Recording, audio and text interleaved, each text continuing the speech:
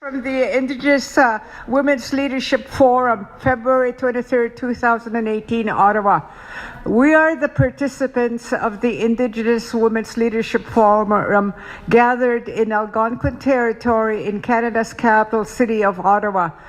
We are women of Indigenous nations from Ontario and beyond who have come together to share our knowledge and support one another in our journeys as part of connection and responsibility to the waters and land, and we support life.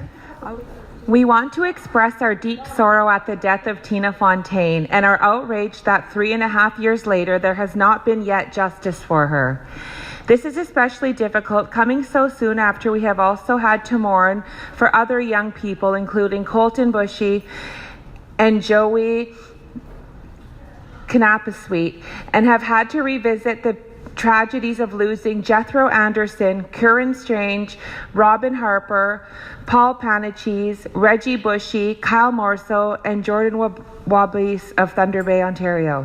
We honor Tina's life and gifts and know that one day she could have been here with us as Indigenous women, change maker in her own right, had her journey had not been cut short.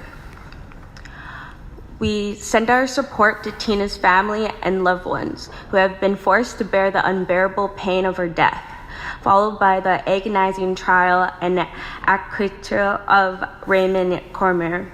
We see your heartbreak and know that Tina was treasured and will always be missed. We send our solidarity to Saugeen First Nation, to the Indigenous people of Manitoba, and to the Anishinaabe, who have had a precious part of your community and future stolen from you. We send our care to all of our relations who are grieving, and for whom Tina's death and the jury's decision yesterday triggered painful memories of the generations of trauma and injustice Indigenous people have endured, and fear for the safety of yourselves and your loved ones. We are grieving with you. As mothers, aunties, grandmothers, daughters, and sisters, when we think of Tina, we also think of the many other children stolen from us since the first point of colonization right through to today. Children missing and murdered, children killed by disease and starvation, children driven to suicide, children lost to residential schools, children taken by child welfare agencies, children fostered and adopted out of their nations, children lost to the substances they used to cope with their trauma, children taken by the penal system, children preyed upon by adults, children made sick by the pollution of their environments, children hurt by the people in their lives who were also hurt, children forced to leave their communities to receive basic education or health care, children buried in unmarked graves, children who died fleeing violence, children lost to the actions and inactions of Canada and the colonial entities that came before it. Far too many of these children have also not yet received justice. Thinking of them wreaks havoc on our hearts. To Tina's family and to all of our Indigenous relations, we say that we are committed to doing what we can to protect our babies, heal our peoples, and ensure that all Indigenous people can one day live healthy, free, safe lives, but guided by self-determination and respect for the relationships that make all things possible. We acknowledge that Tina's family has asked that there be no retaliation in response to the violence Tina experienced. To Raymond Cormier, we say that whatever the truth is about Tina's death, as an adult with a duty to protect her as a young person, you instead exploited and utterly failed her. This truth will be with you for the rest of your life. To the child welfare system, police, and the legal system, we say that we demand justice for Tina and for all Indigenous people impacted by your institutions and organizations. We condemn the ways you failed Tina in the time leading up to her death and call for accountability. We condemn the number of unsolved cases of violence against our people and call for them to be given the attention and resources they deserve. We condemn the imposition of culturally inappropriate values, processes, and systems upon us. We condemn the racism, misogyny, and disrespect for our two-spirited and LGBTQ1 people that have shaped your systems and fester within them. We condemn the ways in which you too frequently harm us and too infrequently help us. We demand systems that are culturally appropriate for our peoples and that we can fully participate in at all levels.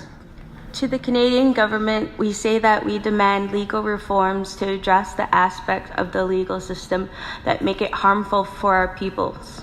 We already know many of the changes needed, such as reforming the preparatory challenge process in jury selection that allows juries to be shaped by racist considerations and that denies fairness to both victims and accused.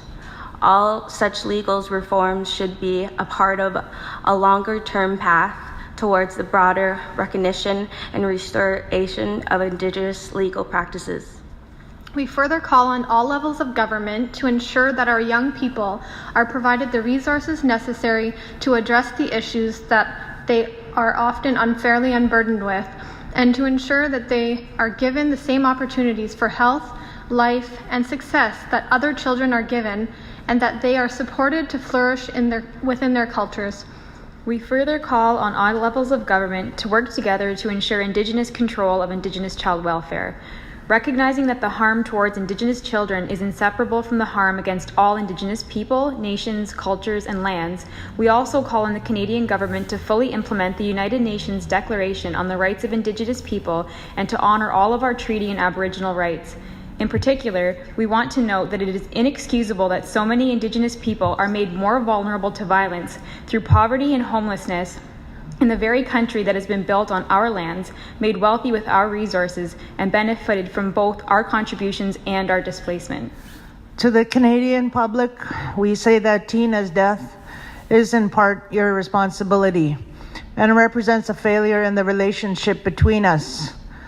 As Prime Minister Trudeau has said, our efforts to build a better relationship with Indigenous peoples in Canada are not only about righting historical wrongs, they are about listening and learning and working together. They are about concrete actions for the future. We call on you to recognize our pain and to take action to address the injustices that continue to hurt and kill our people. We send our prayers and love to Tina's family and to the Indigenous people of Manitoba.